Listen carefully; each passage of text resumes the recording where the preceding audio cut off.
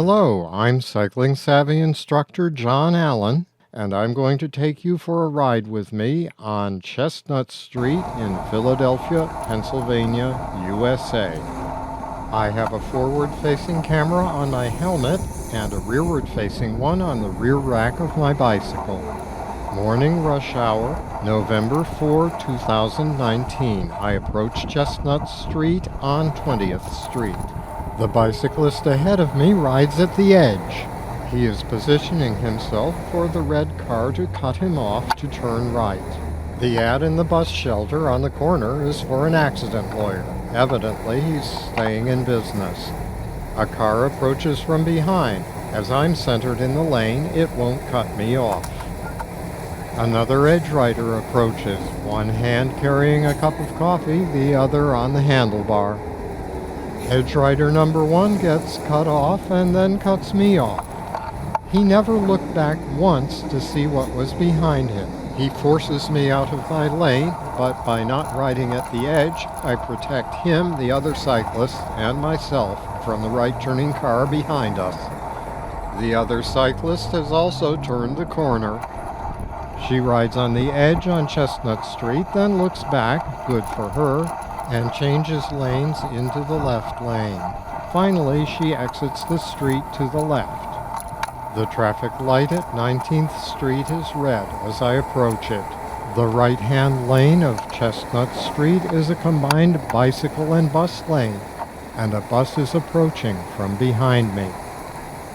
The traffic light ahead turns green just as the bus starts to accelerate from a bus stop where it had stopped momentarily. The bus driver starts to merge left to pass me, but I put out my left arm for a left turn signal, check that it's safe, and merge to the left lane. This works best here. Bus stops and the bus's doors are on the right. Only buses, bicycles, and right-turning vehicles are allowed in the right-hand lane. The bus passes, and I return to the right-hand lane to allow a car to pass me on the left. A bicyclist enters the intersection behind me on a late yellow, and pedestrians start to cross before they get the green. Bicycling is legal in either lane, and now the other bicyclist passes me. I change lanes back to the middle of the left lane to pass the bus. The other bicyclist rides uncomfortably close to the side of the bus, crosses the lane without bothering to look back, and threads his way toward the intersection. He enters it before the light changes to green. Two cars ahead of the next bus in the right lane can turn right without my slowing them. I change lanes back to the right, avoiding a pedestrian who is crossing against the light. I ride in the middle of the right lane to avoid edge-of-the-road hazards, such as other pedestrians who might step off the curb. Another car passes. I change lanes momentarily to the left because the bus has stopped, but then it starts up and I change lanes back to the right. Again, at this intersection, it's important to stay away from the edge because any of the pedestrians could step off the curb. I have the right lane pretty much to myself here between buses, but noticing that the bus ahead has stopped, I merge to the left, and other than to avoid a steel plate, I ride in the middle of the lane to avoid dooring hazards on the left and a pedestrian who might walk out from in front of the bus on the right. Cross traffic is heavy as I wait for the traffic light here at 15th Street. I've positioned myself so I can pull ahead of the bus if it remains stopped, or fall behind it if it starts to move. Looking into my rearview mirror, I see that Chestnut Street is empty for the block behind me. If there had been traffic, I might have just stayed behind the bus. But now the traffic light at 16th Street behind me has released traffic.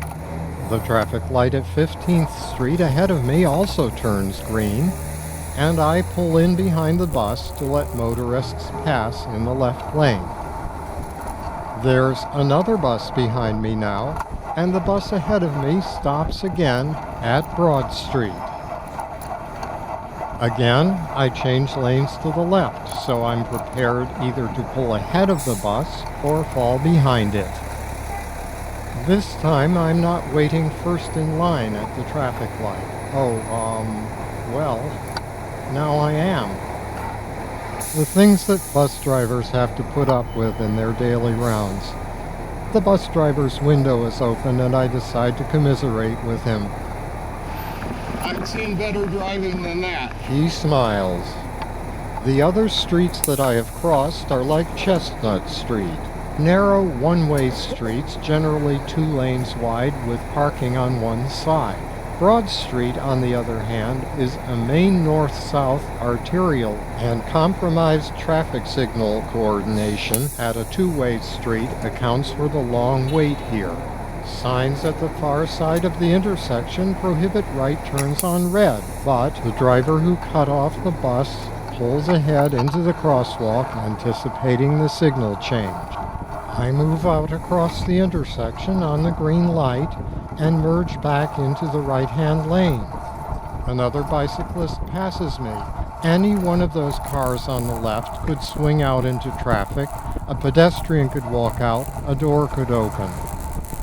He'd be safer not riding in a narrow channel and not inviting the driver of the red car to sideswipe him. But the driver knows better and slows behind him. I make a left turn signal, check that the driver of a black SUV behind me has slowed, and merge into the left lane to allow the bus to pass. I may have cost the driver of the black SUV behind me a few seconds, but I save time for myself, the bus driver, and passengers. I change lanes to the right, the black SUV and another pass me. The first SUV stops in the travel lane, and the second one passes it on the right the same way the buses passed me. I take advantage of the SUVs having stopped to change lanes and go behind a pedestrian. I change lanes back to the right and stop for the red light at 12th Street. Note to myself, I would have done well to stop a few feet farther back so more of the pedestrians walked in front of me rather than behind me. A car is approaching from behind me and its right turn blinker is flashing. When pedestrian cross traffic has cleared, I merge over to the left to make it clear to the driver of the car that I intend to go straight and make more room for the car to turn right. A second vehicle also turns right, and behind it is the bus, which stops at a bus stop just short of 12th Street. With the bus held by the traffic light at 12th Street, I have this lane all to myself as a car passes me. The motorist and I stop for the traffic signal at 11th Street. It's useful to learn to ride very slowly so as not to have to stop and restart if a traffic signal is about to change. I pass a man with a hand truck, and a car uses the right lane to pass him and another SUV stopped in the left lane. The car returns to the left lane to pass me and barely makes it across 10th Street before the signal changes to red. This time I wait farther back and all of the pedestrians walk in front of me. I'm slightly ahead of the marked stop line though, so the bus that is approaching from behind can stop farther forward at the bus stop. Unlike other bicyclists in this video, I am claiming and controlling space as a driver.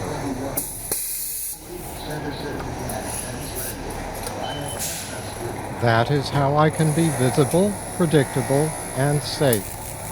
I turn right onto 10th Street, and the bus driver who smiled at me earlier when I commented to him continues on Chestnut Street.